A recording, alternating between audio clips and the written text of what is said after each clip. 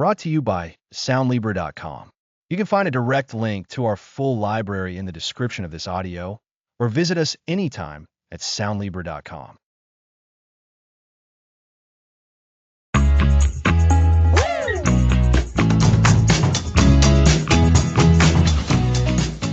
Welcome to Worry Less, Live More. I'm Alex. And I'm Lisa. We're so glad you're here. Just a quick heads up before we get started. While we're sharing tools for wellness, this podcast isn't medical advice, so please consult with a professional for your specific health needs. That's right. Today, we start by welcoming the restless mind. It sounds odd, but understanding it is the key to peace. So many of us feel our minds are in a constant whirlwind of thoughts, never truly settling. It's a persistent hum, a feeling of being on edge. Exactly. That persistent hum is the restless mind. Your brain is busy, often with the past or future, making the present feel out of reach. This can be worry, overthinking, or general unease. It's like our brains are always on alert, scanning for danger even when it's not there. The result? Anxiety. For me, it's a knot in my stomach and a racing heart. I know that feeling well. I would replay conversations or imagine worst-case scenarios. It was truly exhausting. Many of you likely can relate. It's very common. Importantly, we need to distinguish this restlessness from productive problem solving. Productive thinking is focused, leads to action, and solves problems. Yes, it's directed energy, but a restless mind often just loops. It circles the same worries without finding solutions. It's like running on a treadmill. You get tired but go nowhere. That treadmill can feel isolating, making you think you're alone in this cycle. But you're not. This podcast series, Worry Less, Live More, is our effort to find ways to manage this internal noise, and we want to share our discoveries with you. This series is our commitment to exploring practical tools to navigate anxious thoughts and feelings. Think of it as building a muscle. The more you exercise it, the stronger it becomes. That muscle building starts with acknowledging our restless minds. It means recognizing thoughts and feelings without judgment. They are simply mental events. Our journey begins by welcoming, or at least acknowledging, this restless mind instead of constantly fighting it. Fighting it often amplifies it. Resisting thoughts gives them more power. So, the first step is simply to notice. What is your mind doing? What thoughts are present? Are they about the past or future? Are they worries or fears? Don't worry if you don't have all the answers right away. The goal isn't instant mastery. It's about observing and noticing patterns, like getting to know a complex friend. It takes time and patience. That's a great analogy, Lisa. Simply noticing these patterns can create space. Instead of being swept away by a thought, you can observe it. You might say, there's that worry about the presentation again, or my mind is spinning a what if about the weekend. This gentle acknowledgement is what we'll explore further. We'll cover specific techniques like developing awareness, detaching from overwhelming thoughts, grounding ourselves, and embracing uncertainty. We'll also discuss challenging anxious thoughts, building resilience, focusing on positivity, and navigating setbacks. It's a comprehensive approach to equip you with a strong toolkit for managing anxiety and cultivating tranquility. We'll show you how to integrate these into your daily life for sustained well-being. So, to recap episode 1, we've introduced the restless mind, persistent mental activity, often worry, distinct from productive problem solving. We've highlighted that this is a shared experience, and accepting its presence, rather than fighting it, is the first step toward peace. This is just the beginning. We're excited to guide you through practical strategies to quiet the noise and help you live more fully. This is a journey of self-discovery. Indeed. After this episode, take a moment to simply notice your mind. Just observe what's there. Next episode, the power of awareness. We'll explore how to become more mindful of our thoughts, feelings, and sensations. Thanks for listening.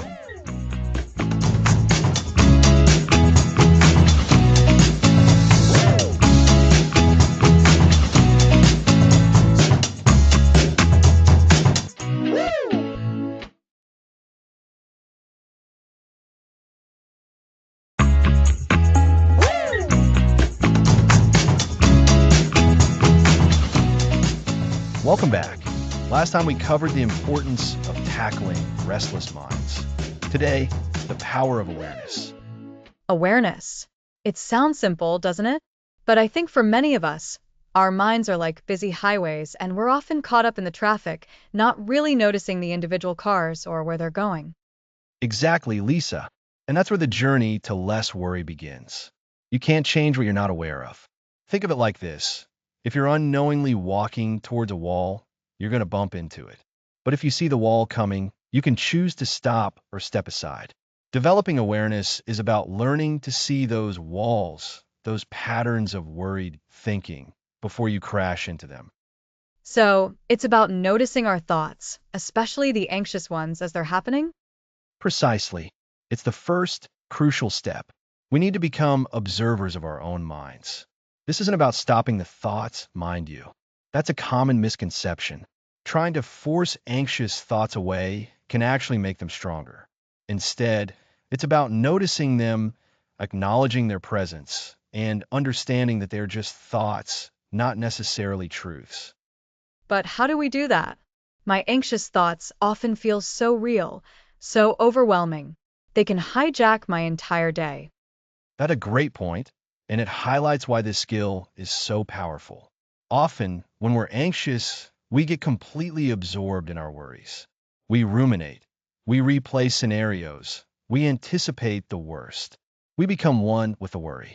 Developing awareness helps us create a little bit of space between ourselves and the anxious thought.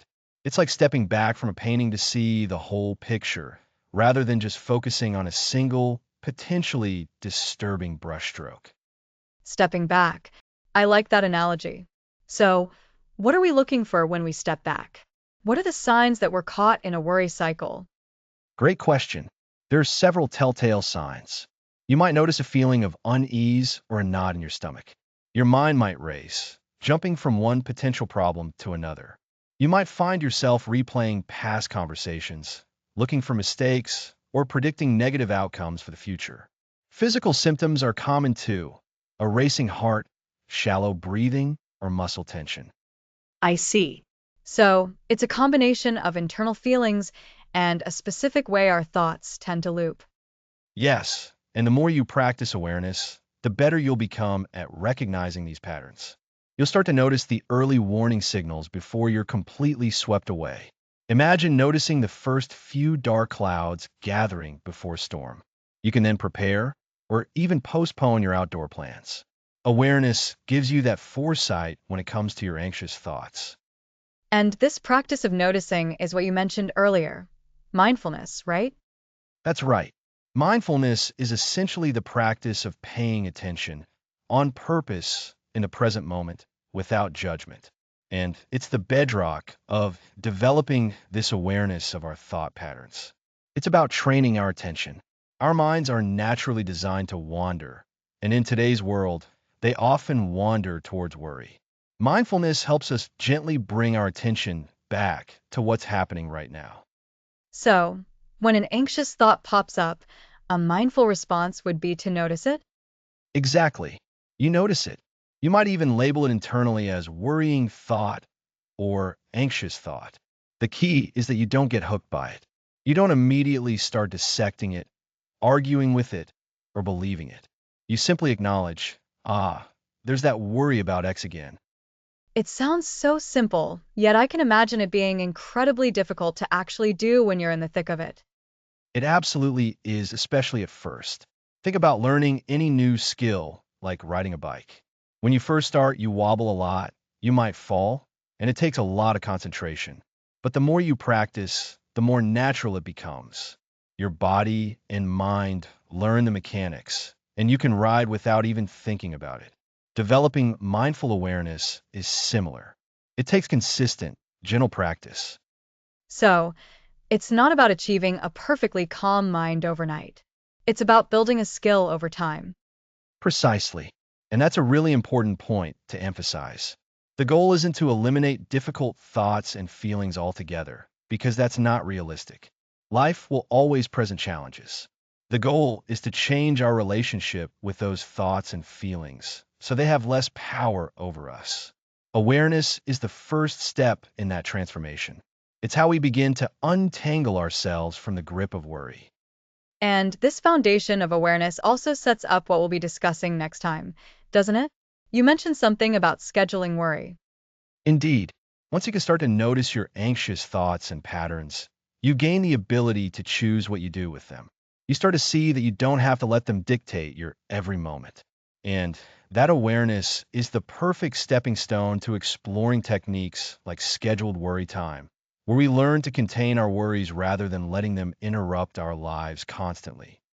So, to recap for our listeners, today we've established that awareness is the absolute first step in managing anxiety. It's about becoming an observer of your own thoughts, particularly the anxious ones, without judgment. We learn to look for the signs of a worry cycle, like physical sensations and racing thoughts, and we introduced mindfulness as the practice that helps us cultivate this awareness. It's about noticing our thoughts, not trying to force them away, and understanding that these are just thoughts, not necessarily facts. That's a perfect summary, Lisa. Remember, this is a skill, and like any skill, it gets better with practice. Start small. Try to simply notice one anxious thought today and label it. That's a win. And next time, we'll build on this by learning how to give our worries a specific place and time, using the technique of scheduled worry time. That's right. Thank you for joining us on Worry Less Live More. Next episode, Taming the Worry Beast, Scheduled Worry Time.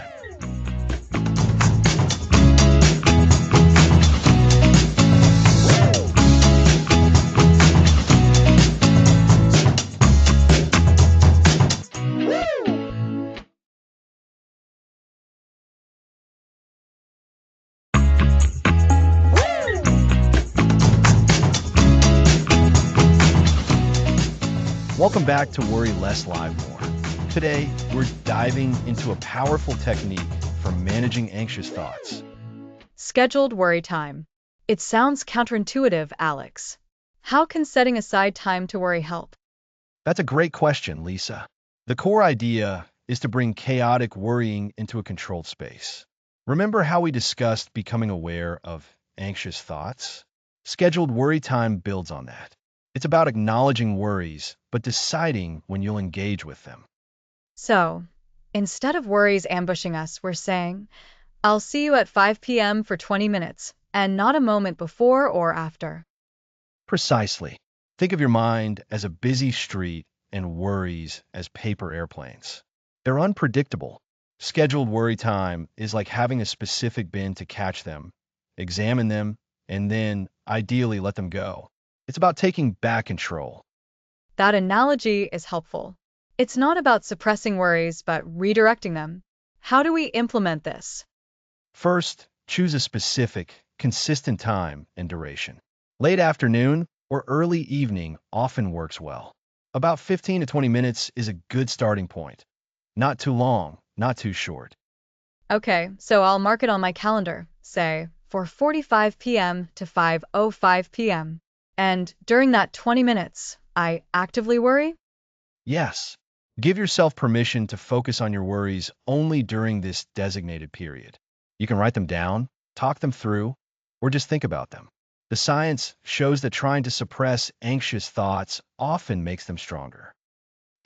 So by allowing and limiting the worry, we reduce its power the rest of the day. We're containing it. Exactly. And this is where awareness from last time comes in. When a worry pops up outside your scheduled time, acknowledge it. Say to yourself, I'll think about that during my worry time at 4:45. Then, gently redirect your attention. This trains your brain to delay worrying.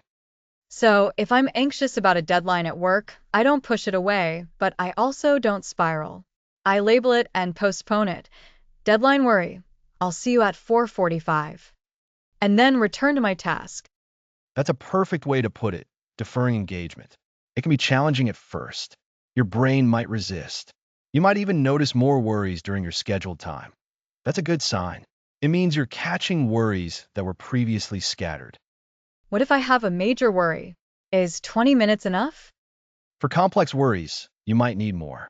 You can use your 20 minutes to identify the core issue, jot down questions, or plan a later, dedicated session.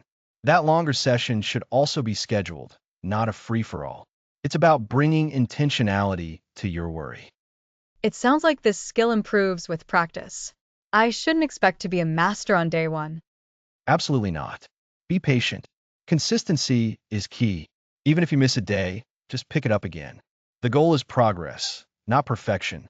Over time, those 20 minutes will become more focused, and the urge to worry outside that time will diminish. You're teaching your brain it has a dedicated slot. Let's recap scheduled worry time. First, pick a consistent time and duration, like 20 minutes in the late afternoon. Second, during that time, actively engage with worries by writing or thinking. Third, when worries arise outside this time, acknowledge them and gently redirect attention, postponing them.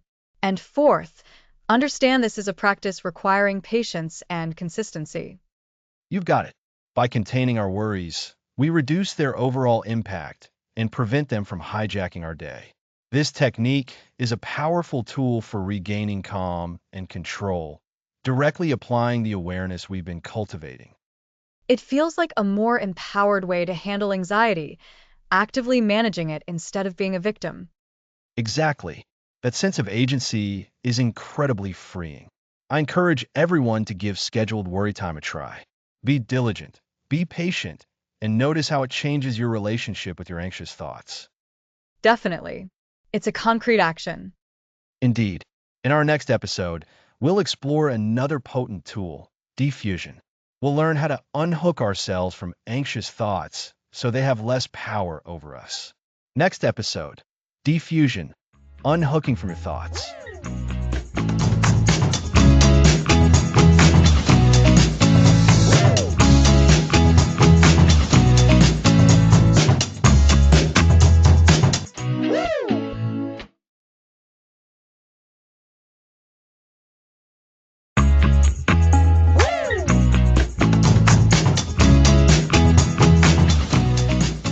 Welcome back. Last time, we explored scheduled worry time. Now let's tackle diffusion. Defusion, Alex. What does that mean for us? Diffusion means unhooking yourself from your thoughts. Instead of believing every anxious thought as truth, we recognize them as just mental events. It's not about eliminating thoughts, but changing our relationship with them. So, it's seeing thoughts as just thoughts, not facts? Exactly. Fusion is being tangled up in your thoughts. Diffusion is stepping back and saying, that's a thought, without getting lost in it. Imagine a tangled ball of yarn. Diffusion is acknowledging it's there, but not becoming the tangle yourself. How do we practice this unhooking? One way is to label your thoughts. If you think, I'm going to mess up, try saying internally, I'm having the thought that I'm going to mess up. It creates space between you and the thought. That adds distance.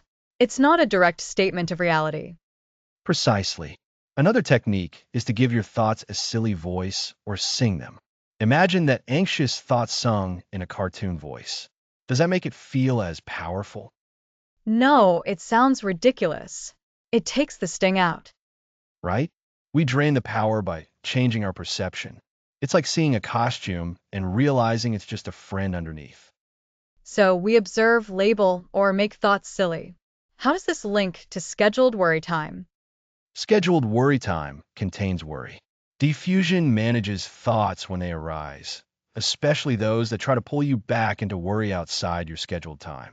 You notice the thought, label it, and gently redirect your attention back to what you were doing. So, scheduled worry time sets boundaries, and diffusion provides tools for thoughts that cross them. Perfectly summarized. Diffusion helps with deeply ingrained thoughts too. Cognitive diffusion, from acceptance and commitment therapy, suggests suffering comes from struggling with our thoughts. Fighting them often worsens things. When I try hard not to think of something, it pops up more. Diffusion offers an alternative. Allow the thought to be there without getting caught up. Observe it, acknowledge it, and let it pass like a cloud. A cloud in the sky. I like that. It means our thoughts are present but don't control us. Exactly. Try this. Repeat an anxious thought Like, what if everyone is judging me? Slowly. Where if everyone is judging me? Right. New. How does that feel? It sounds weird and the anxiety feels less immediate. The words lose impact. That's defusion. You detach from the literal meaning by changing how you process it. Imagine the thought on a leaf floating down a stream. You watch it go by. These are practical ways to change our internal experience. Very helpful for persistent worries. It is. Defusion isn't about becoming emotionless. It's about a flexible relationship with thoughts, so they have less power to dictate your actions. You can have a thought like, I'm not good enough, and still choose to move forward. To recap, diffusion unhooks us from thoughts, not by fighting them, but by observing them. We can label them, use silly voices, sing them, say them slowly, or visualize them as leaves on a stream. This complements scheduled worry time by managing anxious thoughts outside of worry periods. The goal is to change our relationship with our thoughts, allowing us to live more fully. A brilliant summary.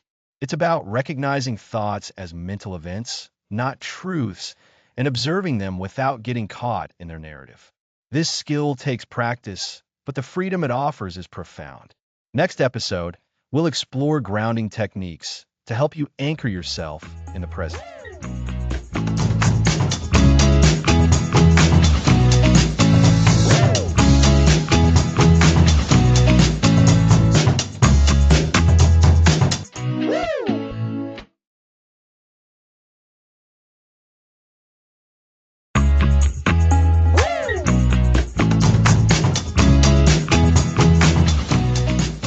Welcome back to Worry Less, Live More. Today, we're talking about grounding. Grounding. That sounds so essential. Like finding your footing when the world feels like it's spinning. Exactly, Lisa. When we're caught in worry, our minds are often racing ahead, picturing worst-case scenarios or dwelling on past mistakes. Our bodies can also react intensely. We're essentially lost in our thoughts and bodily sensations that are disconnected from our immediate reality. So, grounding is about pulling ourselves back from that mental spiral and anchoring ourselves right here, right now, in the present moment. Precisely. And remember how we talked about awareness in episode 2? Grounding is a very practical application of that awareness. It's about intentionally directing our attention to the sensory information available to us in the present. It's a way to interrupt that anxiety cycle and bring ourselves back to a place of safety and stability. I love that safety and stability. It makes sense that if our minds are running wild with what ifs, reconnecting with what is immediately around us would be calming. But how does it actually work? Is there a physiological reason why this helps? There absolutely is. When we feel anxious, our sympathetic nervous system kicks into high gear. This is our body's fight or flight response. It floods us with adrenaline, sharpens our senses for perceived danger, and focuses our attention narrowly. It's a survival mechanism, but it's not helpful when the danger is a future worry or a past regret. Grounding techniques help to activate our parasympathetic nervous system, which is our rest and digest system. By engaging our senses in a safe, present moment way, we signal to our body that the perceived threat isn't immediate or real, allowing it to calm down. So, we're essentially telling our nervous system, hey, it's okay. Nothing is actually happening right now that requires a fight or flight response. That's a great way to put it. And the beauty of grounding is that it's entirely accessible. You don't need special equipment. You don't need to go anywhere specific. You can do it almost anywhere, anytime. Okay, I'm ready. What are some of these techniques? I'm imagining different ways we can use our senses. You hit the nail on the head. We can use all 5 senses, or sometimes just 1 or 2, to anchor ourselves. Let's start with sight. This is sometimes called the 5-4-3-2-1 technique. It's very effective. I've heard of that. It's about noticing things. Yes. So you start by noticing 5 things you can see around you. Really look at them. What are their colors? Their shapes? Their textures? Don't just glance, actively observe. Take your time with each one. Okay, so find 5 things to see. For example, a blue book, a patterned rug, a framed picture, a crack in the wall, the dust motes dancing in a sunbeam. Perfect. Now move on to hearing. Notice 4 things you can hear.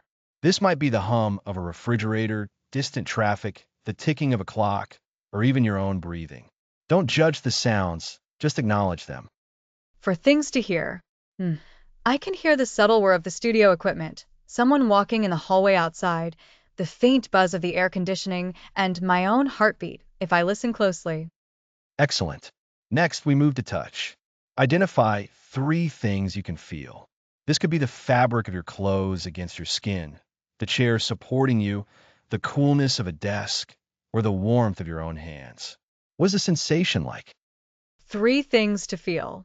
The smooth surface of the microphone I'm holding, the slightly rough texture of my jeans, and the pressure of my feet on the floor. Wonderful. Now for smell. Notice 2 things you could smell. This might be more subtle. Perhaps the faint scent of coffee from earlier, the cleaner used in the building, or even just the neutral scent of the air. 2 things to smell. Maybe the faint hint of citrus from the hand sanitizer I used, and the general neutral smell of this room. And finally, taste. Notice 1 thing you can taste. This could be the lingering taste from your last meal or drink, or even just the natural taste of your own mouth. 1 thing to taste. The faint minty aftertaste from my morning toothpaste. So, what have you just done, Lisa? You've systematically engaged your senses, bringing your attention fully into the present moment. You've acknowledged what's real and tangible, rather than what's imagined or feared. That's the 5-4-3-2-1 technique. It's a direct way to pull yourself out of that anxious loop. That really does feel grounding. It's like a mental reset button. It forces my brain to focus on neutral, observable data from the real world. Exactly. And it's simple enough that you can use it in a stressful meeting, in traffic, or even when you wake up in the middle of the night with racing thoughts. It's your go-to tool for immediate present moment engagement. What are some other ways we can ground ourselves? Maybe something that doesn't require counting? Absolutely. Another powerful approach is to focus on your breath. Now, this isn't about changing your breath like in some meditation techniques, but simply observing it. Feel the sensation of the air entering your nostrils, filling your lungs, and then leaving your body. Notice the rise and fall of your chest or abdomen. Just be with that breath, your anchor to this moment. So, just breathing and noticing the physical sensation of breathing. That seems even simpler. It is, and it's always with you. Another method is to focus on physical sensations in your body. You can do this by gently pressing your feet into the floor. Feel the contact between your shoes and the ground, or your bare feet on the floor. Feel the stability. You can also try clenching and then releasing your fists, noticing the tension and then the release. Or even just focus on the weight of your body in your chair. I can feel that right now. Just pressing my feet down and feeling the solid floor beneath me. It's like I'm adding weight, becoming more rooted. Precisely. You're adding a physical anchor. Sometimes engaging with the physical world directly can be very powerful. This might involve holding something tangible, like a smooth stone or a soft piece of fabric, and focusing on its texture, temperature, and weight. Or even just feeling the sensation of water on your hands. So, to recap, grounding is about intentionally bringing our awareness back to the present moment, away from anxious thoughts about the past or future. We can do this by engaging our senses using techniques like the 5-4-3-2-1 method, focusing on our breath, or connecting with physical sensations in our bodies and the environment. That's a fantastic summary, Lisa. These aren't magic cures, but they are incredibly effective tools that empower you to interrupt anxious spirals and regain a sense of calm and control. They work by activating our calming nervous system and reminding us of the present reality. Remember, the more you practice these techniques when you're feeling relatively calm, the easier they will be to access when you're experiencing intense anxiety. So, practice even when you don't desperately need it. That's a key takeaway. Absolutely. It builds the muscle memory, so to speak. Next episode, we're going to explore the art of acceptance, which is closely related but focuses on how we relate to our experiences, even when they're uncomfortable. Exciting. Thank you for these practical grounding tools, Alex. I feel more equipped already. My pleasure. Thanks for listening.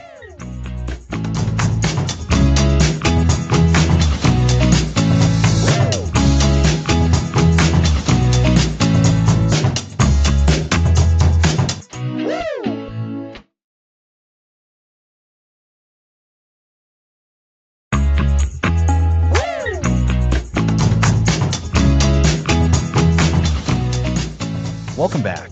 Last time we covered grounding techniques. Now, let's embrace uncertainty. We often try to predict and control everything, creating endless what if scenarios that just amplify worry. This need for certainty is like building a house on shifting sands. It's understandable, but usually counterproductive. This brings us to radical acceptance. It means acknowledging reality as it is, without fighting it. It's not about liking difficult situations, but accepting that in this moment, this is what is. It's letting go of the struggle against the uncontrollable. So it's saying, this is happening, and I can't change it right now, so I'll stop fighting it. Precisely. This connects to our episode on defusion from episode 4. Defusion is about unhooking from thoughts. Radical acceptance is applying that idea to circumstances. You acknowledge the discomfort of uncertainty without letting it pull you into a spiral. I understand. Instead of fighting the uncertainty, you acknowledge it. This is uncertain, and it's okay to feel uncertain about it. Exactly. Uncertainty is a fundamental part of life. We can plan and prepare, but never guarantee outcomes. Fighting this truth creates distress. It's like trying to stop the tide. You'll just get exhausted. I felt that exhaustion from trying to control the uncontrollable. It feels like constantly bracing for an impact that may never come. The paradox of radical acceptance is that by letting go of the struggle, you gain peace and freedom. You redirect energy from worry to what you can control, your actions, your responses, your values. That shifts the focus powerfully. Can you give us an example? Imagine waiting for job interview results. Your mind races with what ifs. Radical acceptance means acknowledging, I've done my best. The outcome is out of my hands. I can't know the result now. It's okay to feel anxious, and I accept that I don't know the result yet. And instead of spiraling, you choose to do something else? Yes, you might go for a walk or prepare a meal. You're not ignoring the situation, but refusing to let the anxiety about an uncertain outcome dominate your present. You accept the uncertainty of the result, but you choose to engage with the certainty of your present actions. It's about finding peace within the unknown. It sounds like a practice. It absolutely is. It takes practice and patience. It's not about giving up, but realizing that fighting the uncontrollable nature of life is a losing battle that steals our present joy. Embracing acceptance means trying without the burden of needing a guaranteed outcome. So, to recap, our deep desire for certainty fuels anxiety. Radical acceptance means acknowledging reality without fighting uncontrollable circumstances. This is a form of defusion that helps us unhook from the distress of not knowing. That's a perfect summary, Lisa. Radical acceptance means recognizing life is inherently uncertain, and fighting this truth leads to suffering. By embracing uncertainty, we free ourselves to live more fully in the present, respond more skillfully, and find deeper calm. It's about surrendering the illusion of control to find the power of acceptance. It's a profound shift. Practicing this will be incredibly valuable. Indeed, it's a cornerstone for building a more tranquil mind. Next episode, we'll focus on actively building your inner resources. Next episode, building your resilience toolkit.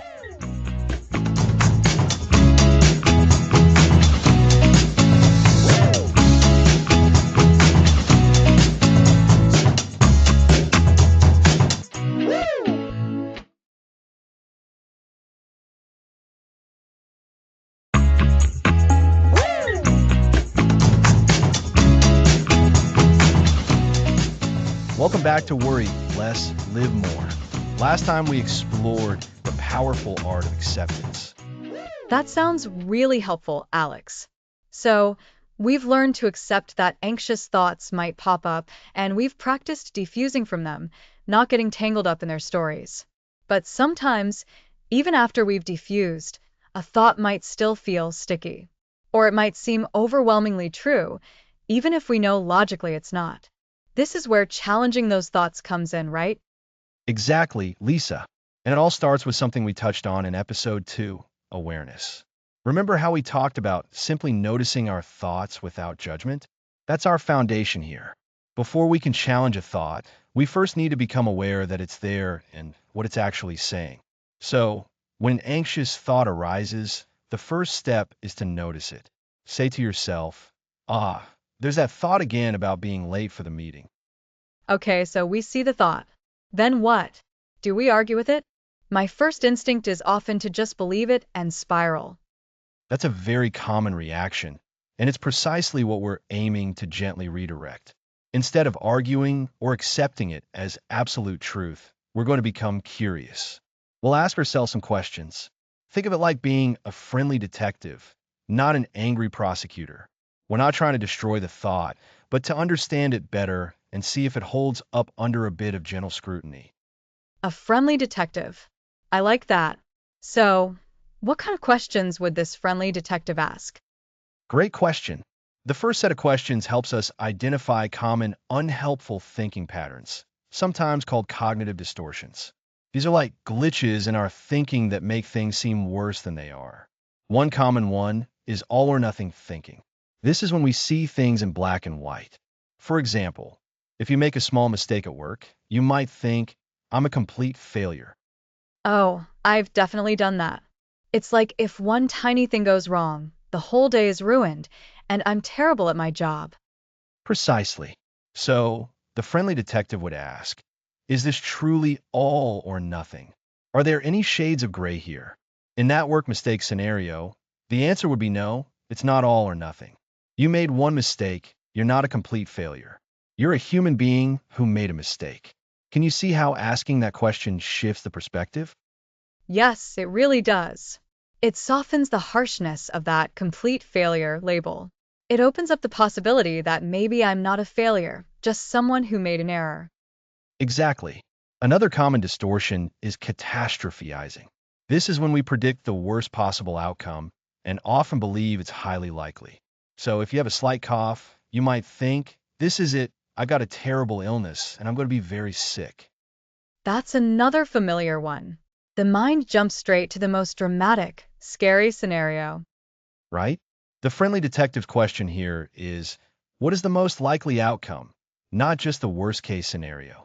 Or, what's the evidence for and against this catastrophic outcome? In the cough example, the most likely outcome is that it's just a minor cold. The evidence for it being a terrible illness is probably very slim. So, we're not debating the thought itself, but questioning its certainty and its magnitude. We're looking for a more balanced, realistic view. You've got it. We're not trying to force ourselves to think positively, but to think realistically. Another one is mind reading. This is assuming you know what others are thinking, usually negatively. For example, my boss looked at me funny. They must think I'm incompetent. That's a tough one because we feel like we know what they're thinking. It feels very real. So the detective asks, do I actually know what they are thinking? Is there any other possible explanation for their behavior?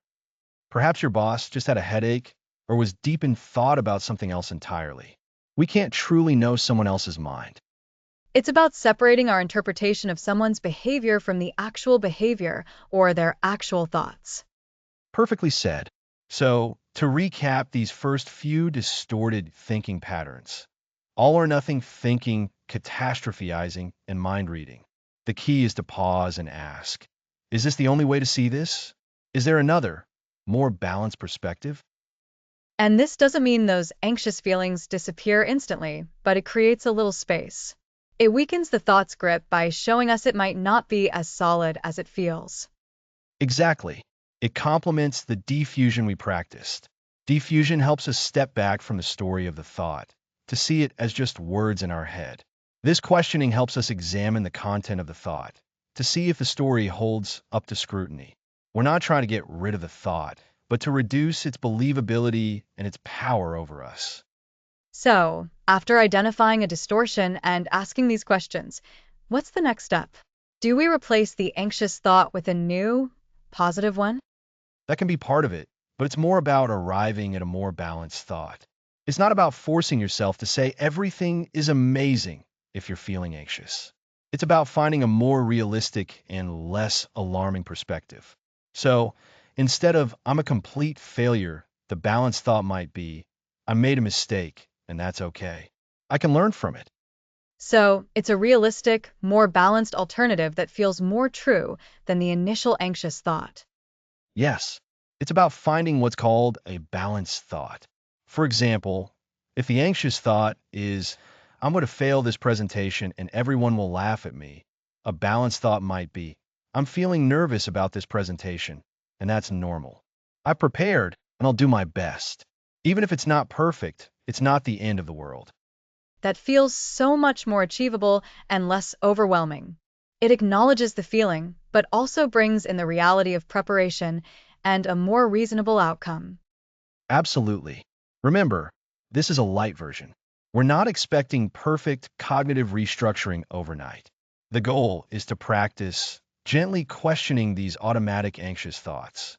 It's about cultivating a habit of curiosity towards our own thinking. Over time, this can significantly reduce the power anxious thoughts have over our mood and our actions.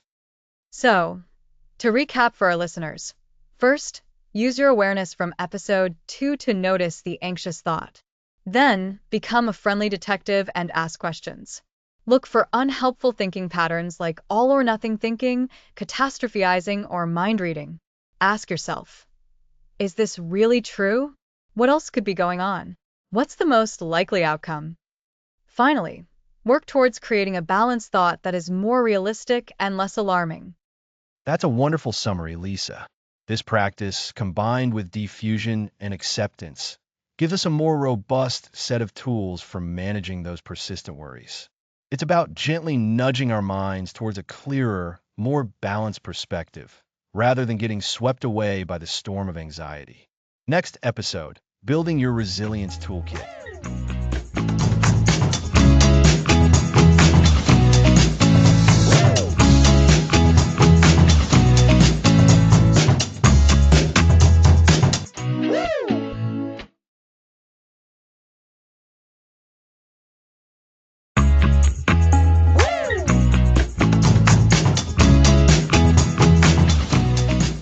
Welcome back to Worry Less, Live More. We explored how to gently challenge anxious thoughts. Today, we're building your resilience toolkit. We've learned techniques like scheduled worry time, diffusion, grounding, and acceptance. This episode is about weaving those tools into a structure that helps us bounce back from challenges, not just cope. It's about becoming more robust against anxiety's pull. Exactly, Lisa. Resilience isn't about never feeling anxious. It's about having the inner strength and practical strategies to navigate those feelings without being overwhelmed. Think of it like a well-built house where we're reinforcing the foundation and walls with the essential systems we've installed. I like that analogy. So, what are the key components of this resilience toolkit? Where do we start strengthening that foundation? We start with the absolute bedrock of well-being, self-care, and healthy habits. These are non-negotiable. When our physical selves are strong, our minds are better equipped to handle stress. So, you're talking about the basics like getting enough sleep, eating well, and moving our bodies? Precisely. Let's break that down. Sleep is critical. When we're sleep deprived, the part of our brain that processes fear becomes hypersensitive, making us more prone to anxiety and less able to regulate our emotions. Aiming for 7 to 9 hours of quality sleep each night creates a more peaceful internal environment. That makes so much sense. I know I feel much more frazzled and anxious when I haven't slept well. It's like the volume knob on my worries gets turned up. It really does. Next, nutrition. What we eat directly impacts our mood and energy levels. Stabilizing blood sugar through balanced meals helps prevent those energy crashes that can leave us feeling irritable and vulnerable. Think lean proteins, plenty of fruits and vegetables, and healthy fats. Avoiding excessive sugar and processed foods can make a significant difference. And exercise, of course. That's always a big one for stress relief. Absolutely. Physical activity is a powerful anxiolytic, something that reduces anxiety. It releases endorphins, natural mood boosters, and helps us burn off excess stress hormones. It doesn't have to be intense. A brisk walk, yoga, or dancing can be beneficial. The key is consistency. So, we've got sleep, nutrition, and exercise. Those are our physical pillars. What else goes into this toolkit for building resilience? Next up is cultivating a supportive environment. This involves social connection and creating spaces that promote calm. Strong relationships are a vital buffer against stress. Spending time with people who uplift you, who listen without judgment, and who make you feel safe provide the sense of belonging and reduces feelings of isolation, which can often fuel anxiety. That's so true. Having a friend to talk to, or just someone to share a quiet moment with, can make a world of difference when you're feeling overwhelmed. It reminds you that you're not alone. Precisely. And then there's our physical environment. Our surroundings can profoundly impact our state of mind. This might mean decluttering your living space, adding some plants, or creating a dedicated quiet corner to relax and recharge. Little changes can make your home feel more like a sanctuary. I can see how that would help. My bedroom feels so much more peaceful when it's tidy. It's like I'm creating a physical representation of mental clarity. Exactly. And this is also where we intentionally integrate the tools we've learned. Remember scheduled worry time from episode 3? That's a resilience builder because you're controlling when you engage with worries rather than letting them ambush you. Defusion techniques from episode 4 help you unhook from anxious thoughts so they have less power over you. These aren't just one-off fixes. They are ongoing practices that strengthen your mental defenses. So, it's not just about having the tools, but about using them consistently to build that resilience muscle? You've got it. Let's circle back to episode 5 on grounding. When you practice grounding techniques, you anchor yourself in the present moment. This habit, practiced regularly, makes it easier to pull yourself out of a spiral of anxious thoughts about the past or future. It's like having a mental emergency brake you can activate. And acceptance from episode 6. Embracing uncertainty makes us less fearful of the unknown, which is a huge trigger for anxiety. By accepting that we can't control everything, we free up energy to focus on what we can influence, like our reactions and our well-being. Perfect summary, Lisa. And remember cognitive restructuring from episode 7? Challenging those anxious thoughts, not in a harsh way, but with curiosity and a gentle reframe. That's another way we actively reinforce our mental resilience. We're learning to see our anxious thoughts as just thoughts, not necessarily facts. It's fascinating how all these different tools, which seemed like individual strategies, are actually working together to build this bigger picture of resilience. They create a kind of synergy. They absolutely do. It's like adding different layers to your armor. Good sleep and nutrition are the sturdy metal. Social connections are the reinforced plating. And the skills we've practiced, scheduled worry time, diffusion, grounding, acceptance, and cognitive restructuring. These are the strategic maneuvers that allow you to deflect and manage incoming threats. So, to recap, building your resilience toolkit is about nurturing your physical well-being with sleep, nutrition, and exercise, and creating a supportive environment, both socially and physically. Crucially, it's about consistently practicing the anxiety management tools we've learned, understanding how they interlock to create a stronger, more adaptable you. That's a fantastic summary. The goal here is to proactively strengthen ourselves so that when anxiety does surface, we have a robust system in place to manage it effectively and bounce back more quickly. Resilience isn't a fixed trait. It's a skill we can cultivate and strengthen over time. It's empowering to think about it that way. Not just reacting to anxiety, but actively building our capacity to handle life's ups and downs. Exactly. And what we've discussed today lays the groundwork for what we'll explore next. We've built the structure. Now we'll focus on how to fill our lives with more positivity and gratitude, which further enhances this resilience. That sounds like a wonderful next step. Building our resilience toolkit is such a vital part of living a less anxious life. Next episode, shifting your focus, cultivating gratitude and positivity.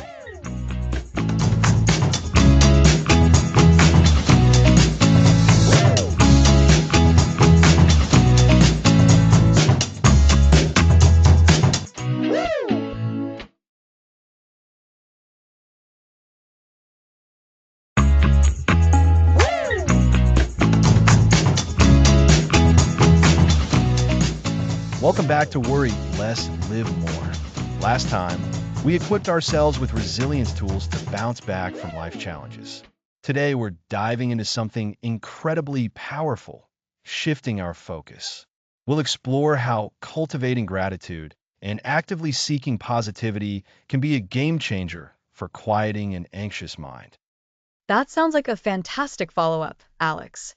We've talked a lot about acknowledging and working with anxious thoughts, but this episode is about actively directing our attention. It's not about pretending problems don't exist, right? Exactly, Lisa. It's about training our brains to notice the good, too. Think of your attention like a spotlight. Anxiety often hijacks that spotlight, shining it brightly on all the potential dangers and worries. What we aim to do here is teach you how to consciously move that spotlight, even if just for a moment, onto things that are neutral or even positive. This complements what we discussed in episode 6 about acceptance. Acceptance helps us make space for difficult feelings and situations, and shifting focus helps us find balance by also acknowledging the good that coexists. So, it's like giving our brains a break from constantly scanning for threats? Precisely. Our brains are wired for survival, so they're naturally good at picking up on threats. This is often called a negativity bias. If there's one good thing and one bad thing, we tend to remember the bad thing more vividly. This practice of gratitude and positivity is essentially training our brains to counterbalance that bias. It's about noticing the sunshine even when there are clouds. I can see how that would be helpful. So, how do we start cultivating gratitude and positivity? Are there specific techniques you recommend? Absolutely. One of the most effective and simple techniques is the gratitude journal. This is something you can do daily. At the end of your day, or even first thing in the morning, take a moment to write down 3 to 5 things you're grateful for. They don't have to be grand gestures or life-changing events. They can be as simple as a warm cup of coffee, a friendly smile from a stranger, a comfortable bed, or a beautiful sunset.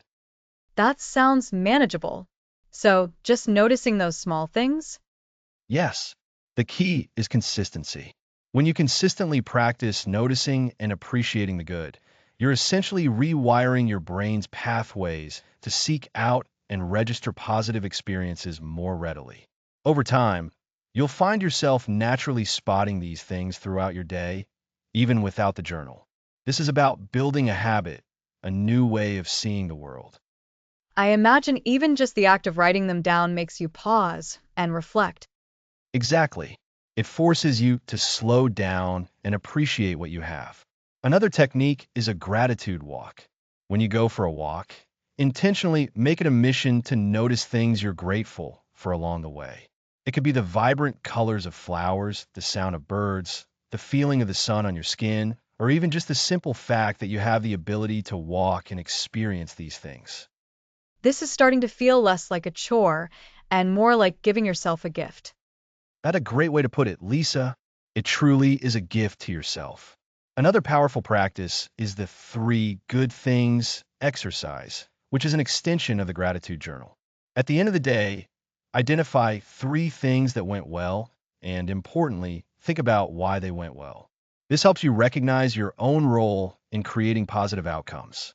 Did you make a conscious effort? Were you kind to yourself? Or did you utilize a skill we've talked about in previous episodes? Oh, I like that addition. It's not just about what happened, but our agency in it. This connects back to building our resilience kit, doesn't it?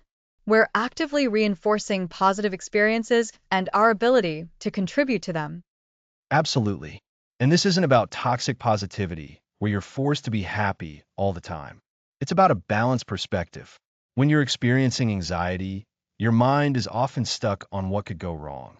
Gratitude and positivity practices help you acknowledge what is going right or what good exists, even when things are tough.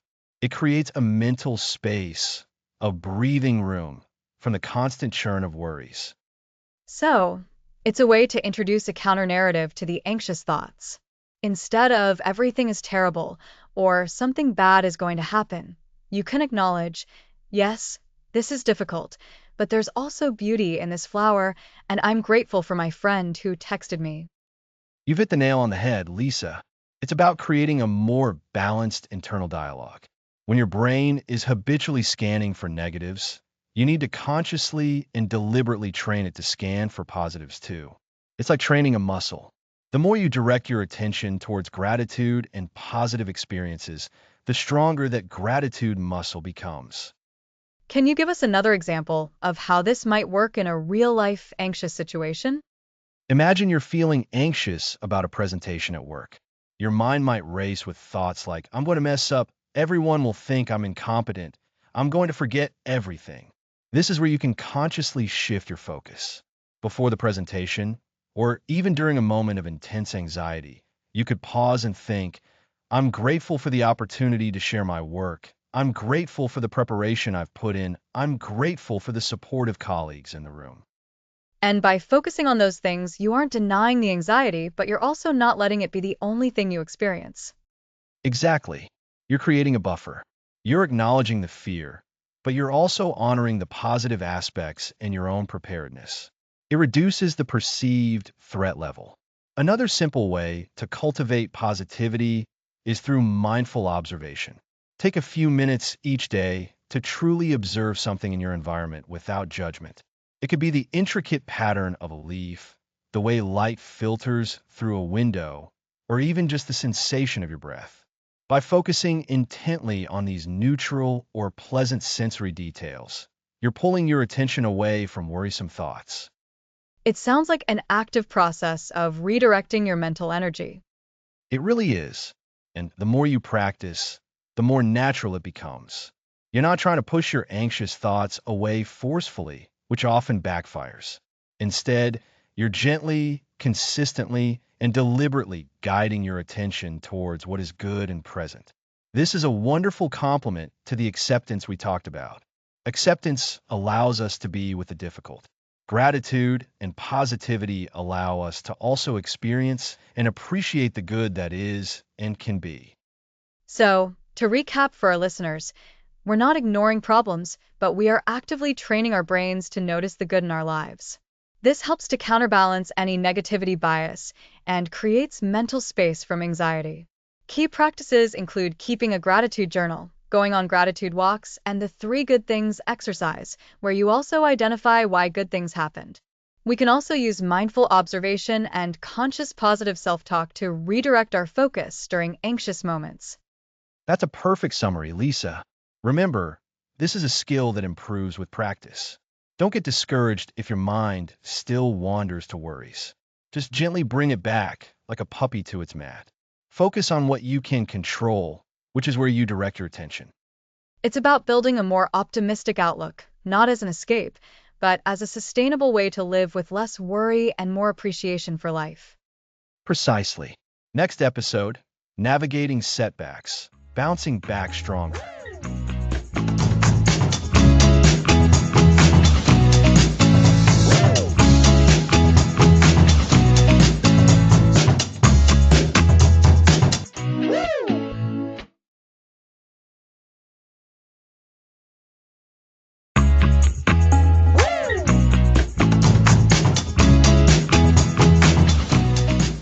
Welcome back to Worry Less, Live More.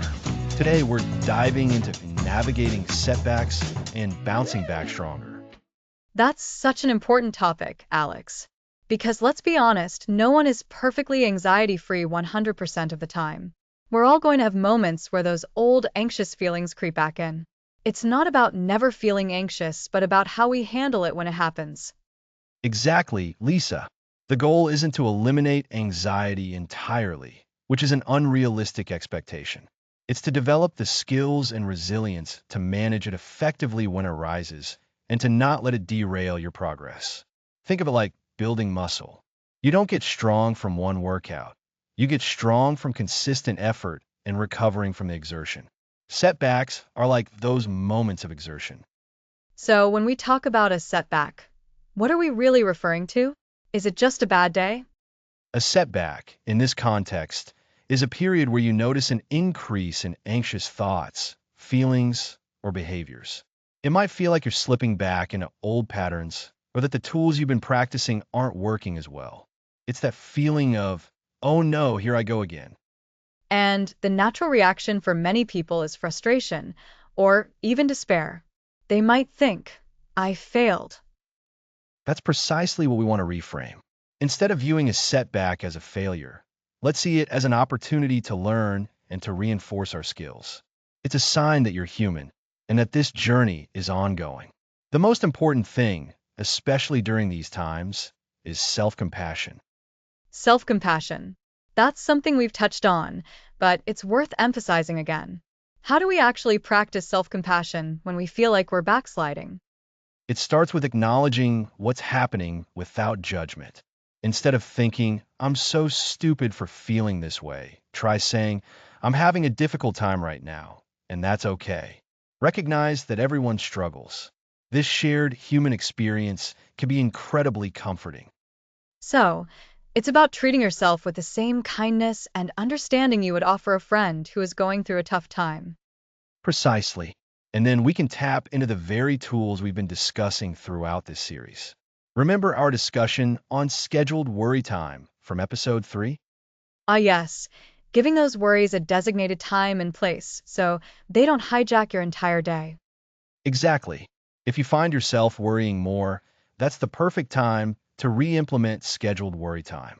Instead of letting worries scatter throughout your day, consciously decide to box them up and address them only during your scheduled slot.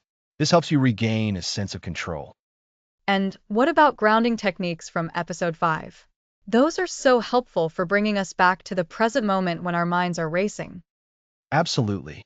When you feel overwhelmed by anxious thoughts, grounding is your anchor. Take a few moments to focus on your senses. What do you see, hear, smell, taste, and feel? This simple act can pull you out of the anxious loop and reconnect you with reality. Imagine yourself physically rooting yourself to the earth like a strong tree. It makes sense that we'd return to those foundational tools. They're like our emergency kit for when things get tough. They are. And sometimes a setback is simply a reminder that we need to use them more consistently. It's not that the tools have failed, it's that we might have let our practice slide a bit. A setback can be a gentle nudge to recommit to these practices. Beyond redeploying our tools, what else can we do to bounce back? One of the most powerful things is to view the setback as a learning opportunity. Ask yourself, what triggered this resurgence of anxiety? Was it a specific event, a change in routine, or perhaps a lack of self-care? Understanding the why can help you better prepare for future challenges. So, it's like dissecting the experience, not to dwell on it, but to extract valuable information. Precisely. Think of it as gathering intelligence. This information can inform your decisions and help you build a more robust strategy for managing your anxiety long term. It's about evolving, not just enduring. And when we talk about not falling back into old patterns, what does that look like in practice? It means recognizing when you're falling into old, unhelpful habits. For instance, if your old pattern was to avoid social situations when anxious, a setback might tempt you to retreat. Bouncing back stronger means intentionally countering that urge. Perhaps you start with a shorter, less daunting social interaction, rather than avoiding it altogether. It's about taking small, brave steps in the direction of your goals, even when anxiety whispers otherwise. So, it's about awareness of those old tendencies and making a conscious choice to do something different, even if it's just a small version of that action. Exactly. And remember how we discussed challenging anxious thoughts? This is where that skill is crucial again. When you notice anxious thoughts arising during a setback, try to question them gently. Are they 100% true? What's another way of looking at this situation? Right. Instead of accepting them as facts, we look at them with a bit of skepticism and inquire about their validity. And sometimes, a setback is simply a sign that you need to adjust your routine or your expectations. Perhaps you've been overextending yourself, and your mind and body are telling you to slow down. Listening to these signals is a form of self-care that helps prevent more significant setbacks. It really highlights that this is not a linear path. There are ups and downs, and that's perfectly normal. It is. And in those moments, remembering your progress is also incredibly important. Take a moment to acknowledge how far you've come. Think about where you were before you started implementing these tools. Even if you're experiencing a setback, you're likely managing it far better than you would have in the past. That progress is real and valuable. That's a great point, Alex. It's easy to get caught up in the present difficulty and forget the overall journey. So, to recap for our listeners, when you experience a setback, first, practice self-compassion. Be kind to yourself. Second, re-engage with your core tools like scheduled worry time and grounding. Third, view the setback as a learning opportunity to understand triggers. Fourth, be aware of old patterns and consciously choose different, even small, actions. And finally, remember and acknowledge your progress. Beautifully summarized, Lisa. Setbacks aren't the end of the road. They're signposts reminding us to stay engaged with our practice, to be gentle with ourselves, and to keep moving forward stronger and wiser. They are often the most fertile ground for deep learning and resilience building. It truly is an ongoing journey, isn't it? It's not about arriving at a destination of no worry, but about building a life where worry doesn't have to dictate our experiences. Exactly. And that brings us to the next stages where we'll talk about designing that low worry lifestyle and sustaining the tranquility you've worked so hard to cultivate. Fantastic! Next episode, we'll be discussing how to design your own low worry lifestyle.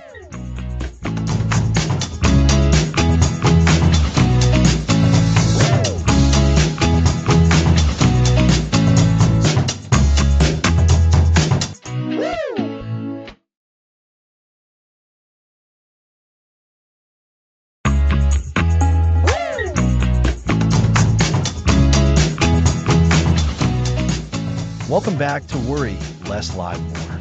Last time, we explored navigating setbacks and bouncing back stronger.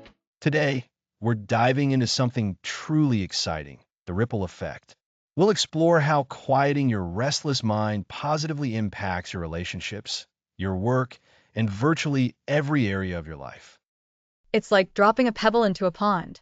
The initial splash might be small, but the ripples spread out, touching the entire surface. The techniques we've been discussing are those powerful pebbles. Let's start with relationships. When you're consumed by anxiety, how present can you truly be with loved ones? When your mind is racing or fixated on what ifs, it's hard to listen attentively, empathize, or just enjoy their company. It's easy to become self-absorbed when you're anxious. You might be physically present, but mentally, you're trapped in your own worry loops. This can make you appear withdrawn, impatient, or irritable. The techniques we've learned help here. Practicing awareness means we notice our anxious thoughts without getting caught up. This allows us to disengage from the worry and be more fully present. Scheduled worry time helps contain the anxiety, so it doesn't spill over into every moment. Defusion has been a game changer. Instead of believing every anxious thought as reality, we learn to see them as just thoughts. This detachment frees up our mental energy, allowing us to connect with others on a deeper level. Imagine a conversation where you're not constantly analyzing or worrying about what the other person thinks. You can listen, respond authentically, and build stronger bonds. And acceptance plays a huge role. Accepting that there will be uncertain moments in life, and accepting that loved ones have their own struggles, reduces the pressure to control everything. This fosters a more compassionate and understanding approach to our relationships. We become less reactive and more responsive. So, the ripple effect in relationships is about becoming more present, more empathetic, and less driven by anxiety. This leads to better communication, deeper connections, and a more supportive environment. It creates a more peaceful atmosphere around you. Precisely. Now, let's shift gears to the workplace. How does quieting a restless mind impact our professional lives? It's enormous. When your mind is clear and focused, you can concentrate on tasks, solve problems effectively, and make better decisions. Anxiety can be incredibly distracting. It can lead to procrastination because the anxiety about starting a task is overwhelming, or it can make us inefficient because we're constantly second-guessing ourselves or getting sidetracked by worries. Techniques like grounding help us anchor ourselves in the present moment, making it easier to focus. Challenging anxious thoughts means we're not getting bogged down by self-doubt or the fear of failure. We can approach challenges with more confidence and clarity. Building that resilience toolkit is crucial at work too. Projects might not go perfectly, clients have demands, and deadlines loom. Being able to navigate these pressures without being overwhelmed by anxiety means you can perform consistently and adapt to change more gracefully. We've heard from listeners. Sarah from Chicago told us how applying scheduled worry time stopped her ruminating during client meetings. She found she was more engaged, asked better questions, and ultimately closed more deals, simply because her mind wasn't replaying worst-case scenarios. That's a fantastic example.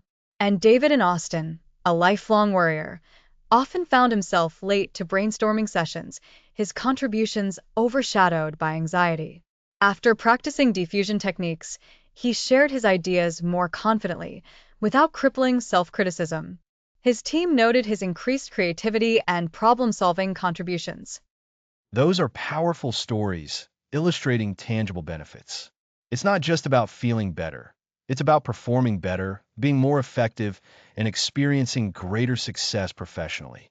This can lead to more opportunities, better recognition, and a greater sense of accomplishment. So, the ripple effect means that by managing our anxious thoughts, we're improving our internal state. In relationships, we become more present, empathetic, and connected.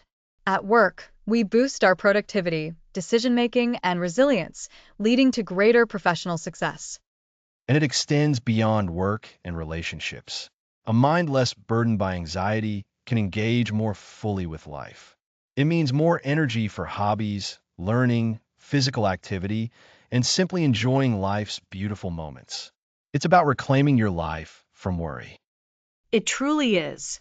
The techniques we've discussed, awareness, diffusion, acceptance, challenging thoughts, grounding, gratitude, resilience, and focusing on the positive, combine to create a virtuous cycle. The more you practice them, the more you experience their positive effects, which motivates you to continue. This creates profound, lasting change. We've covered so much ground, from understanding worry to building practical tools for managing it. In our next episode, we'll look at designing your sustainable low-worry lifestyle and keeping these practices going long-term. The journey to a more tranquil mind is ongoing, but with the strategies we've shared, you have a robust toolkit to navigate life's challenges with greater peace and confidence. The positive ripples will continue to spread. Absolutely. So, as we wrap up today's episode on the ripple effect, remember your inner world has a profound outward impact. Next episode, designing your low-worry lifestyle. Thanks for listening.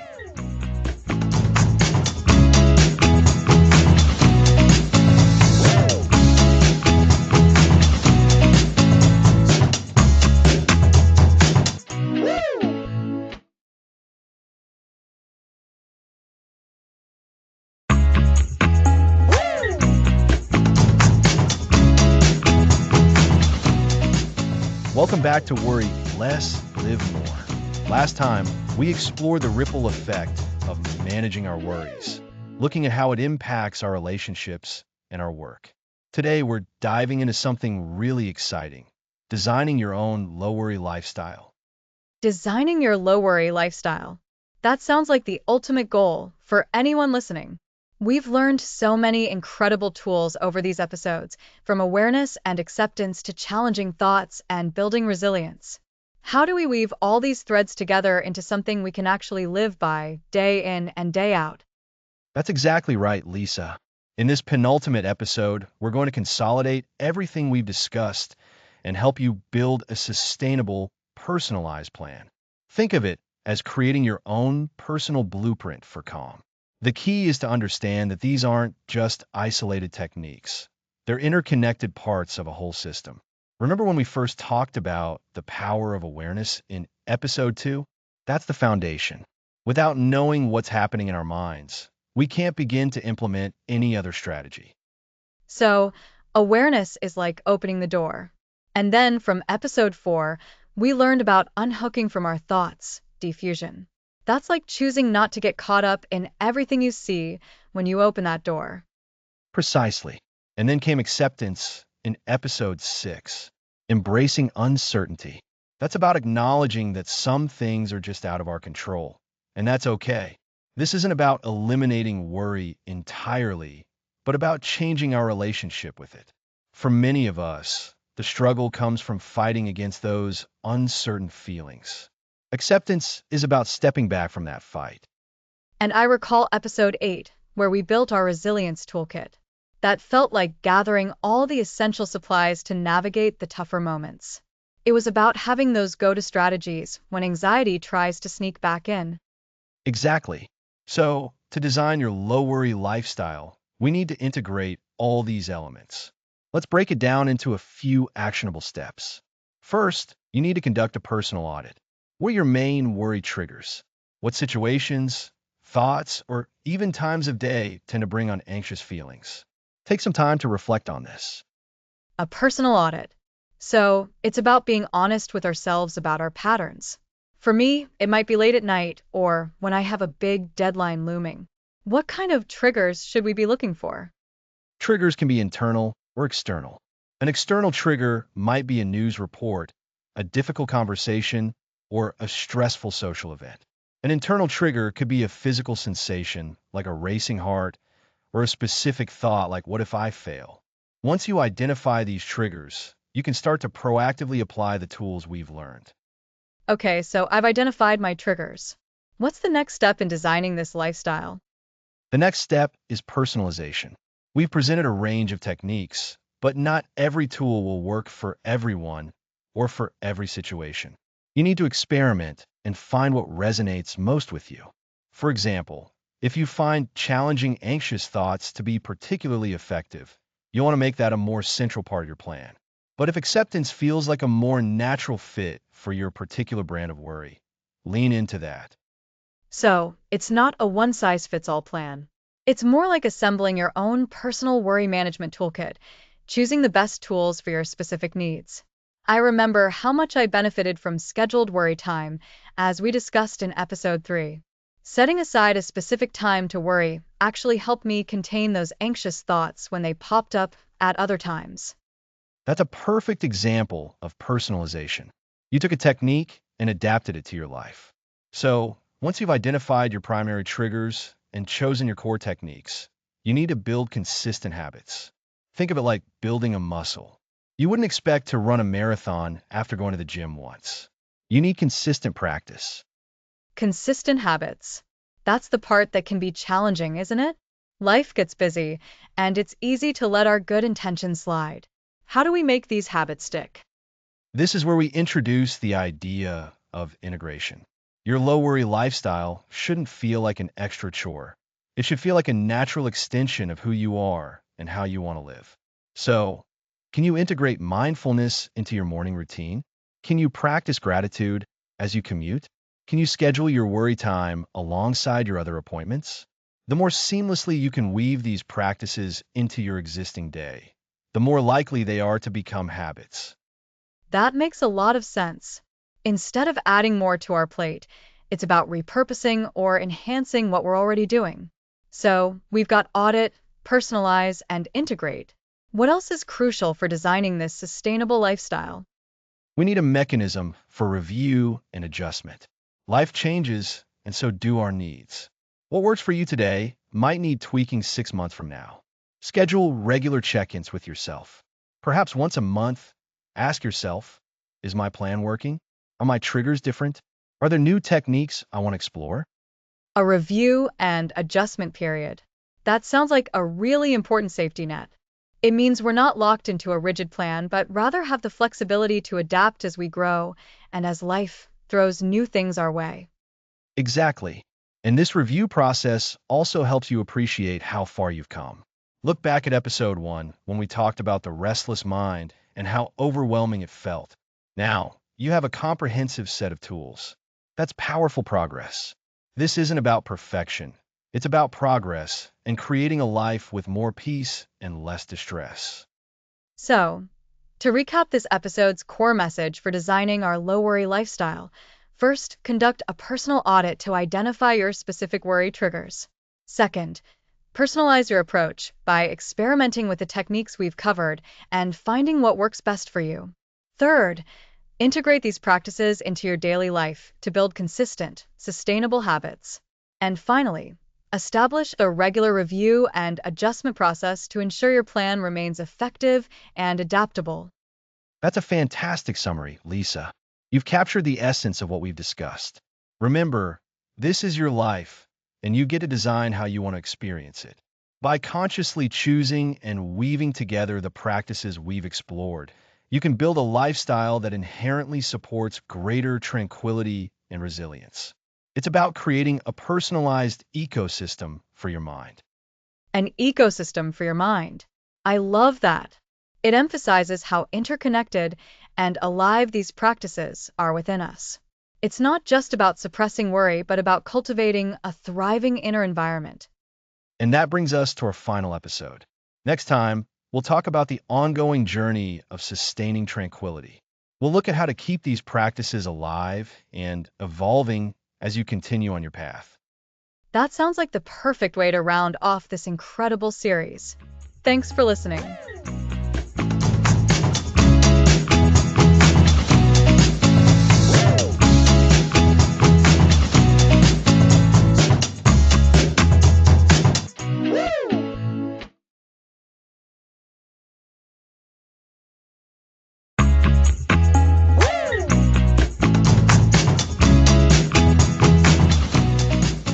Welcome back, everyone, to the very final episode of Worry Less, Live More. Today, we're bringing it all together to talk about sustaining your tranquility. It's hard to believe we're at the end of our series. We've covered so much ground, Alex. From understanding our thoughts with awareness to actually doing something about them with techniques like scheduled worry time, thought diffusion, and grounding. Exactly, Lisa. And we've delved into the art of acceptance, learned how to gently challenge anxious thoughts, and build up that all-important resilience toolkit. We've also discussed how cultivating gratitude and positivity can powerfully shift our focus and how to navigate those inevitable setbacks. And we even looked at the wider impact, how managing our anxiety can positively affect our relationships and our work, and how to actively design a lifestyle that supports less worry. It's been a comprehensive journey, hasn't it? It truly has. And that's why this final episode, the ongoing journey, sustaining tranquility, is so crucial. Because the truth is, managing anxiety isn't a one-time fix. It's a continuous practice, a skill that gets stronger with consistent effort. Think of it like cultivating a garden. You don't just plant seeds and walk away. You water, you weed, you tend to it. Our tranquility is much the same. That's a great analogy, Alex. So, after learning all these techniques, what's the key takeaway for making them a lasting part of our lives? The biggest takeaway is consistency. Remember when we talked about thought diffusion? That's about recognizing your thoughts as just thoughts, not absolute truths. This isn't a skill you use once and then you're done. You'll have anxious thoughts every day. The practice is consistently noticing them and choosing not to get hooked. It's about creating a new habit of responding to your thoughts rather than reacting. So, it's about weaving these practices into the fabric of our daily lives. It's not about achieving a permanent state of zero anxiety, but about having the tools and the confidence to handle those anxious moments when they arise. Precisely. And that brings us to the idea of progressive deepening. We've introduced a lot of concepts. Now, the journey is about taking those concepts and applying them more deeply in different situations. For example, we discussed grounding techniques like focusing on your senses. You might start by using it when you feel a bit overwhelmed in a crowded room. Then, as you get better, you might use a brief grounding exercise even when you're just feeling a slight dip in your mood, preventing it from escalating. That makes sense. It's like going from beginner to advanced in any skill. You start with the basics, and as you become more proficient, you tackle more complex challenges. And what about integrating different tools? Can we combine them? Absolutely. That's where the real magic happens. Imagine you're facing a situation that used to trigger a lot of worry. You might start by using awareness to notice the anxious thoughts arising. Then, instead of getting entangled, you might practice thought defusion, seeing them as clouds passing by. If the anxiety feels intense, you can deploy a grounding technique to bring yourself back to the present moment. And perhaps, if there's a specific worry that keeps circling, you might schedule a brief worry time to address it intentionally. So, it's not an either-or situation. We can use multiple tools in combination, like a well-stocked toolbox. Exactly. And to help with this ongoing journey, I encourage everyone to revisit their favorite episodes. Maybe one day you'll focus on practicing the gratitude exercises, and the next, you might re-listen to the section on challenging anxious thoughts. Repetition and regular practice are your greatest allies in sustaining tranquility. I think that's a really important point, Alex. We don't have to remember everything perfectly all at once. We can return to these tools whenever we need them. It's like having a personal guide available whenever we feel ourselves slipping. And remember, building your resilience toolkit? That toolkit isn't just about having the tools. It's about knowing when and how to use them. It's about building your confidence that you can navigate challenging emotions. Every time you successfully use a technique, you're strengthening your resilience. You're proving to yourself that you have agency over your inner experience. That sense of empowerment is so vital. It shifts us from feeling like we're at the mercy of our anxiety to feeling like we have the capacity to manage it. And what about those moments when we do feel ourselves getting overwhelmed or when progress seems to stall? We covered navigating setbacks. That's a crucial reminder. Lisa, setbacks are a normal part of any learning process, and certainly of managing anxiety. The key is to treat them as learning opportunities, not as failures. If you find yourself falling back into old patterns, don't berate yourself. Instead, pause, acknowledge what happened, and ask yourself, what can I learn from this? Which tool might have been helpful here? This is where the acceptance we discussed comes in handy, accepting that this is a journey with ups and downs. It's about self-compassion, isn't it? Being kind to ourselves, especially when we're struggling. Absolutely. Self-compassion is the foundation for sustainable practice. It allows us to keep showing up even when it's tough. And as we've seen throughout this series, the benefits of this ongoing practice extend far beyond just our own peace of mind. The ripple effect on our relationships and work highlighted how managing our own inner world positively impacts our external experiences. When we're more tranquil, we're more present, more patient, and more effective in all areas of our lives. It's a virtuous cycle. The more we practice, the better we feel, and the better we feel, the easier it is to continue practicing. So, looking ahead, for those listening who have followed us from the beginning, what would be your final words of encouragement? My final encouragement is to embrace this journey as a lifelong adventure. Continue to be curious, continue to experiment with the tools, and celebrate your progress, no matter how small it may seem. You have learned powerful strategies to quiet anxious thoughts and cultivate a more peaceful inner landscape. Remember that your mind is a garden, and with consistent care, with awareness, with practice, with self-compassion, you can cultivate a life filled with more tranquility and less worry. And to all our listeners who have joined us on this journey, thank you. We've explored so many ways to harness the power of our minds, to move from worry to a more live in the moment approach. We've learned to welcome our awareness, to tame the worry beast, to unhook from our thoughts, to anchor ourselves in the present, to embrace uncertainty with acceptance, to gently challenge anxious thinking, to build our resilience, to shift our focus with gratitude, to navigate setbacks, to understand the ripple effect of our inner state, and to intentionally design a less worry-filled lifestyle. It's been an honor to guide you through these tools. Remember, the journey of sustaining tranquility is ongoing, rewarding, and entirely within your reach. Keep practicing, keep growing, and keep living more. Thanks for listening to this series.